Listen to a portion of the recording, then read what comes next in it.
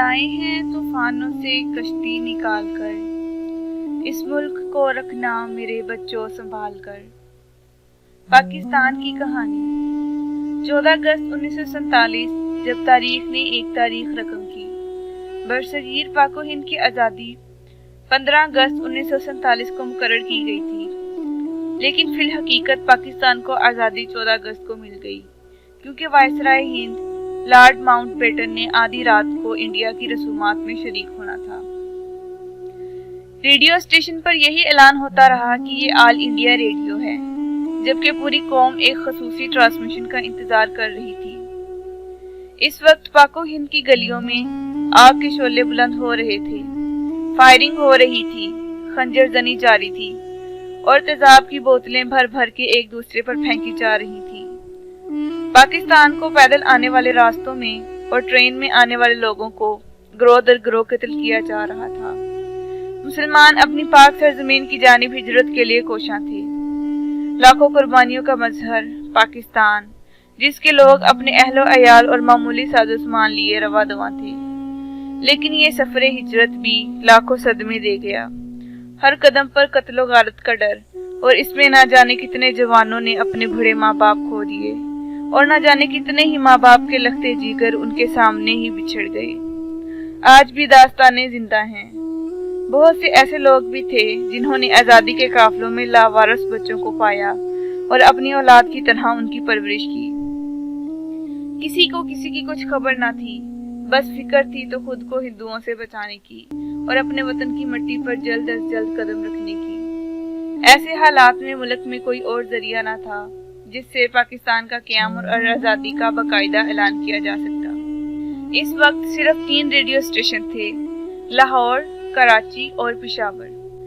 14 اگست کی رات 11 بجے لاہور کے ریڈیو اسٹیشن پہ یہ اعلان کیا گیا کہ یہ آل انڈیا ریڈیو اسٹیشن ہے۔ 50 منٹ بعد جب 12 بجنے میں 10 منٹ باقی رہ گئے، پاکستان کی عبوری دھن ہوا میں لہرانے لگی۔ یہ دھن پاکستان کی عظیم نامہ نواز خورشید انور نے بنائی تھی۔ اس دھن کو سنتے ہی لاکھوں لوگ اپنے ریڈیو کے قریب جمع ہو گئے۔ سب لوگ پرجوش، پرعزم اور شادمان تھے۔ جب 12 بجنے میں صرف 1 منٹ باقی تھا تو یہ دھیرے دھیرے پس منظر میں جا کر غائب ہو گئی، اور ایک آواز ابھری کہ اب سے کچھ دیر بعد پاکستان کی آزاد اور خود مختار مملکت وجود میں آنے والی ہے۔ پھر ریڈیو پر کلاک کی ٹک ٹک کی آواز بلند ہونے لگی۔ سننے والوں کی دھڑکنیں تیز سے تیز ہوتی جا رہی تھی۔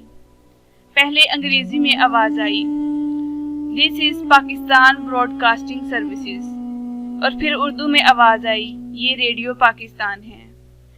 یہ سن کر لوگ اتنے جذباتی ہو گئے کہ سب ایک دوسرے کو گلے ملنے لگے اور ایک دوسرے کو مبارکباد دی،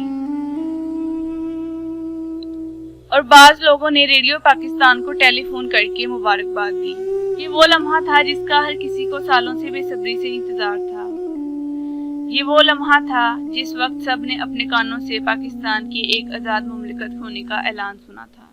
اس کے بعد خوشگن آواز میں سورۃ الفتح کی ابتدائی آیات کی تلاوت کی گئی، جن کا ترجمہ یہ ہے: اے محمد، ہم نے تم کو فتح دی اور تم پر اپنی نعمت پوری کر دی، اور اللہ تم کو سیدھے راستے چلائے، اور اللہ تمہاری زبردست مدد کرے۔ اس طرح پاکستان وجود میں آیا۔ ہم لوگ ہمیشہ یہ شکوہ کرتے ہیں، یہ گلہ کرتے ہیں کہ پاکستان نے ہمیں کیا دیا۔ حقیقت تو یہ ہے کہ ہم نے پاکستان کو کیا دیا۔ پاکستان نے ہمیں آزادی دی، ہمیں آزادی کے ساتھ سانس لینے کا موقع دیا۔ آج بھی ہم جو کچھ بھی ہیں اپنے ملک کی وجہ سے ہیں۔ آج ہم لوگ آزاد سانس لے رہے ہیں۔ غلامی کیا ہوتی ہے اور آزادی کیا ہوتی ہے، یہ ان لوگوں سے پوچھے جو غلامی کی زندگی بسر کر رہے ہیں۔ آزادی کی قیمت ان لوگوں سے پوچھے جنہوں نے پاکستان کے لیے اپنے سر کٹوا دیے، اپنی اولادیں قربان کر دیں، تاکہ ہم آزادی سے زندگی بسر کر سکیں اور آزادی سے سانس لے سکیں۔